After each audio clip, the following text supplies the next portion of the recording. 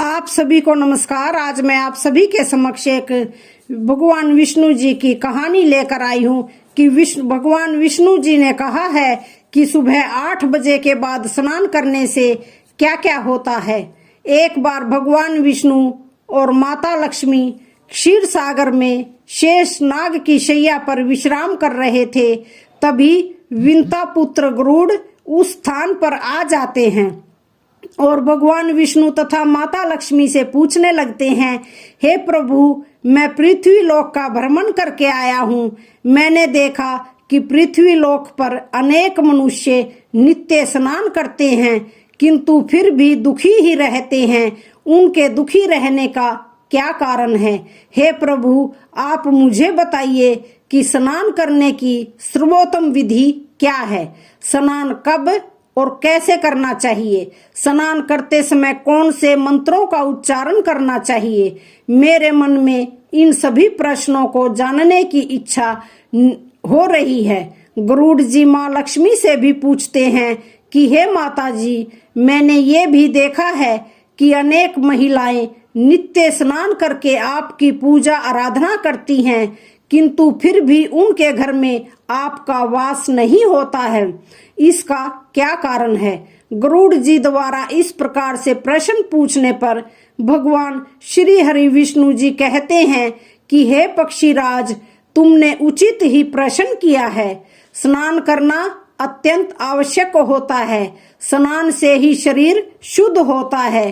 स्नान करने से ही शरीर पवित्र होता है और मनुष्य पूजा पाठ आदि कर्म करने के पात्र बनता है। इसलिए मनुष्य को हर रोज स्नान करना चाहिए। तुम्हारे सभी प्रश्नों के उत्तर देने से पहले मैं तुम्हें एक अत्यंत पवित्र कथा सुनाता हूँ। उसे तुम ध्यान से सुनो। इस कथा में तुम्हारे सभी प्रश्नों के उत्तर मिल जाएंगे।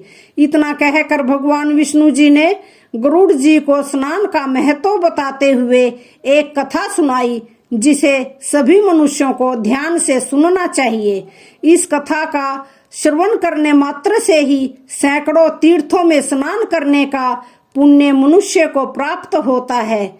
इसलिए आप सभी इस कथा को पूरा जरूर सुने। आधा अधूरा ज्ञान अनर्थ का कारण होता है, इसलिए पूरी कथा तक बने रहें। तो फिर शुरू करते हैं। भगवान श्री हरि विष्णु जी कहते हैं, हे पक्षीराज, प्राचीन काल की बात है। मध्य प्रदेश में एक अत्यंत सुंदर नगर था, जहां पर एक धनवान सेठ रहता था, जिसकी 3 पुत्रियां थी। सेठ ने अपनी पुत्रियों को कभी किसी चीज की कमी नहीं होने दी। उसने बड़े लाड प्यार से उन्हें पाला था। उसकी पुत्रियां बहुत ही सुंदर और चंचल स्वभाव की थी। एक पिता का जो जो कर्तव्य होता है वह सभी उस सेठ ने पूर्ण किया। अपनी पुत्रियों को उसने सब कुछ दिया, लेकिन उसने केवल एक गलती की। उसने अपनी पुत्रियों को शास्त्र का ज्ञान नहीं दिया। जीवन में सब कुछ पाकर भी उसकी पुत्रियों का जीवन अधूरा था। ज्ञान के बिना कोई भी मनुष्य पूर्ण नहीं होता है।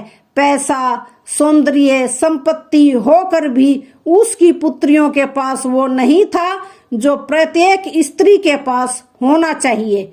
फिर जब उसकी तीनों पुत्रियां जवान हुई तो सेठ जी ने उसकी तीनों पुत्रियों का विवाह एक अच्छे कुल में कर दिया।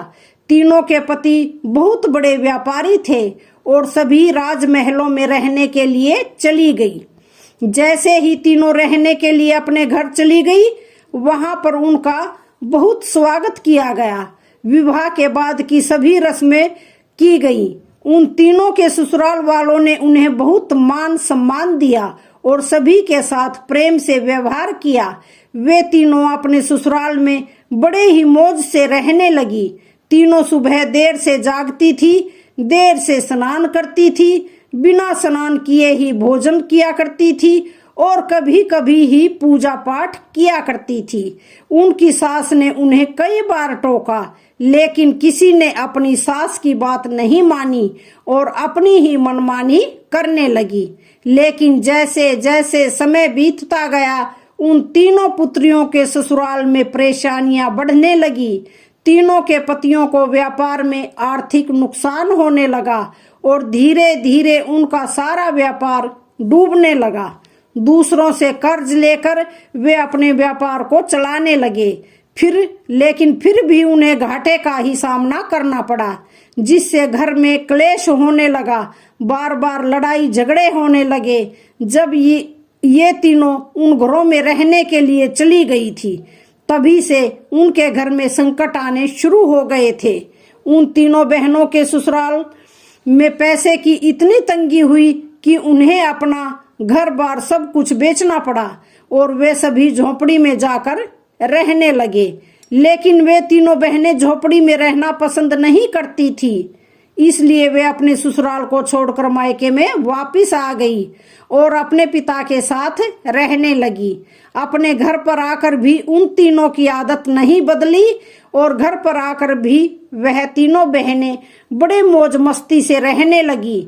वहां पर भी वे तीनों देर से उठती थी, देर से स्नान करती थी, बिना स्नान किए ही भोजन किया करती थी, जिस कारण से उनके पिता को भी व्यापार में नुकसान होने लगा और उसकी भी आर्थिक स्थिति खराब होने लगी।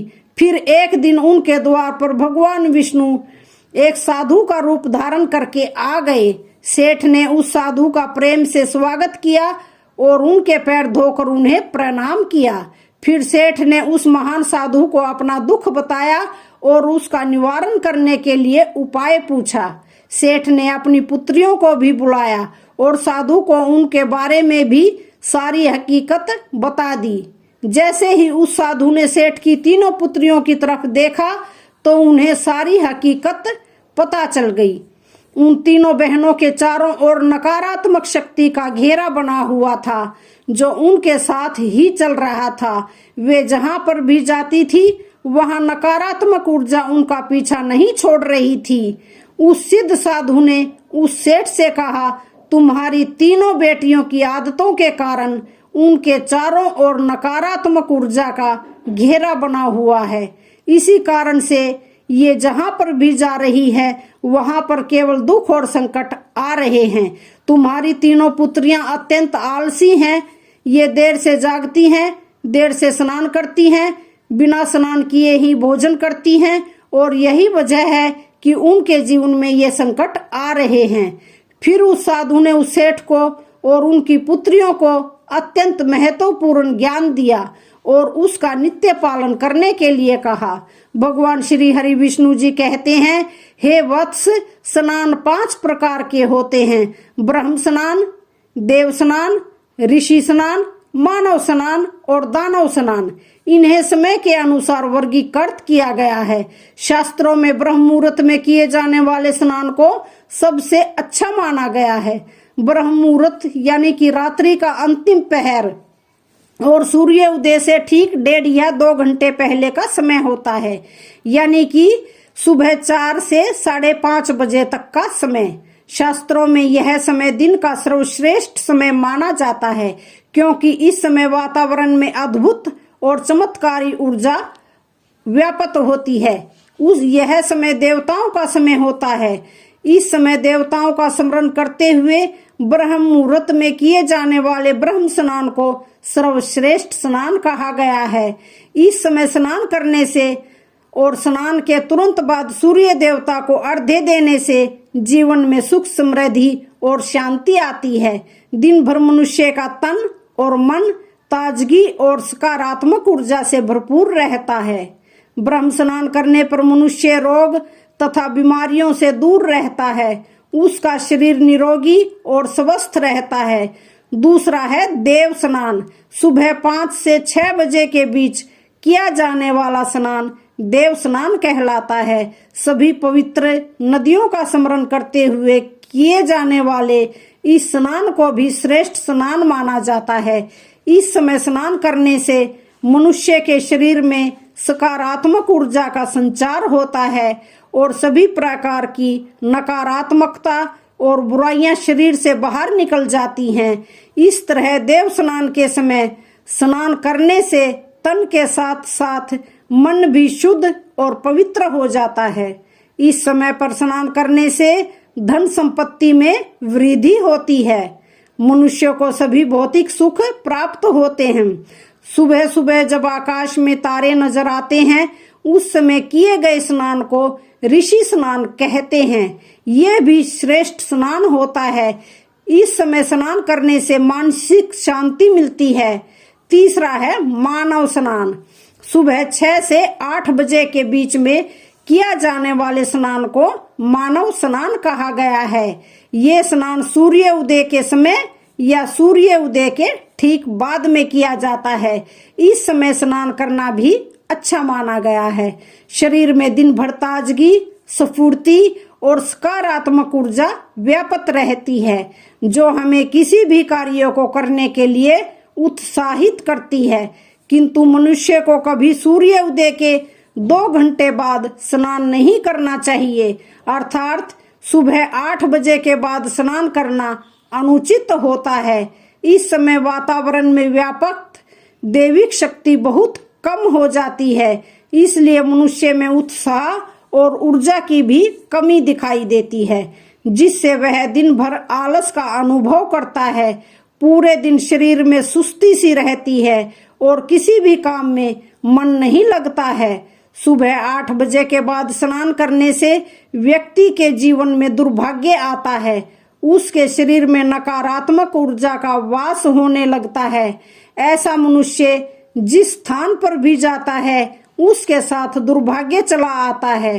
तुम्हारी ये तीनों पुत्रियां सुबह देर से स्नान करती थी, जिस कारण से उनके ससुराल की सारी संपत्ति नष्ट हो गई और अब तुम्हारी भी संपत्ति नष्ट हो रही है। सूर्य उदय होने के बाद बहुत समय बाद तक भी जो लोग स्नान नहीं करते हैं, उनके मन में दिन भर क्रोध, रोग, द्वेष, नकारात्मकता, कमजोरी और चिड़चिड़ापन बना रहता है, जिससे इनके काम में मुश्किलें आ जाती हैं।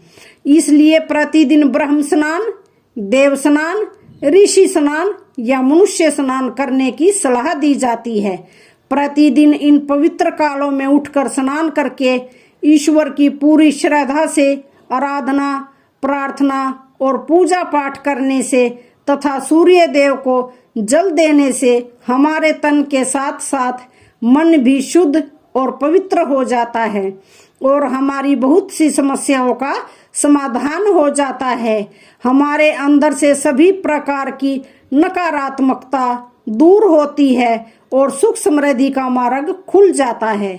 संध्या काल और रात्रि के समय अत्यावश्यक न हो तो बिल्कुल भी स्नान नहीं करना चाहिए। भगवान श्री हरि विष्णु जी कहते हैं, हे वत्स, अब मैं तुम्हें स्नान करते समय बोले जाने वाले अत्यंत महत्वपूर्ण मंत्रों के बारे में बताने जा रहा हूँ, इसलिए तुम इसे ध्यान से सुनो। जो भी इस मंत्र का उच्चारण करते हुए स्नान करता है, उसके सभी पाप उसी क्षण नष्ट हो जाते हैं, उसका दुर्भाग्य भी नष्ट हो जाता है और उसे सुख समृद्धि प्राप्त होती है। वह मंत्र इस प्रकार है, गंगे च यमुने चैव गोदावरी सरस्वती नर्मदे सिंधु कावेरी जले अस्मिन सनिधिम कुरु। इसका अर्थ है, हे गंगा, यमुना, गोदावरी, सरस्वती, नर्मदा, सिंधु और कावेरी माँ, मेरे स्नान करने के जल में कृपया आप सभी पधारिए। इस मंत्र के उच्चारण से सभी तीर्थ स्थानों में स्नान करने का पुण्य मिलता है। इस प्रकार से श्री हरि भगवान विष्णु जी ने उस सेठ को स्नान का महत्व बताया। फिर सेठ की तीनों पुत्रियों को अपनी गलती समझ में आ गई। वे तीनों अपने अपने ससुराल में रहने के लिए चली गई और भगवान विष्णु द्वारा बताए गए स्नान के सभी नियमों का पालन करने लगी। तीनों सुबह ब्रह्म मुहूर्त में जागकर स्नान करने लगी और नित्य सूर्य को जल देने लगी। सुबह नित्य स्नान करने से उनका शरीर पवित्र हो गया और वह नकारात्मक ऊर्जा भी पूरी तरह से नष्ट हो गई। धीरे धीरे उनके पति का व्यापार भी ठीक से चलने लगा और उनका खोया हुआ सब कुछ उन्हें फिर से वापस मिल गया और तीनों बहनें बड़ी ही प्रसन्नता से अपने ससुराल में रहने लगी। तो फ्रेंड्स, इस प्रकार से हमारे जीवन में स्नान का बहुत अधिक महत्व होता है। इसलिए हमें रोज सुबह जल्दी स्नान करना चाहिए। सुबह 8 बजे के बाद स्नान करना अशुभ होता है। इस प्रकार से भगवान श्री हरि विष्णु जी ने गरुड़ जी को स्नान का महत्व बताया है। तो आज की वीडियो का यहीं पर समापन होता है। वीडियो पसंद आई हो